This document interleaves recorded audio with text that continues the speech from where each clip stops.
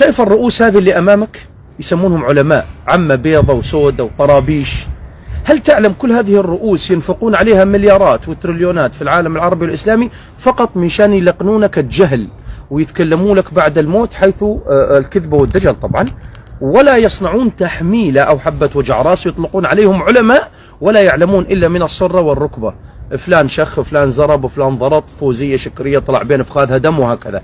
هل تعلم؟ وهؤلاء هم اللي دمروا الأوطان، وهم الذين خلوا اليوم بأوروبا هنا 100 مليون لاجئ طبعا، ودمروا الأوطان ودمروا الأخلاق وجعلوا الأمة في طيز وذيل الأمم. هم هؤلاء هم السبب. شو يجوز للمرأة وشو ما يجوز، ويهجرون ويكفرون وتفتيت النسيج الاجتماعي، ويتحدثوا لك عن بعد الموت وكلاسينهم صينية، وكل شيء لهم غربي في بيتهم، سيارتهم، أدوات المطبخ، وحتى فوطة مرتهم بين فخاذها صينية. شيوخ الدين.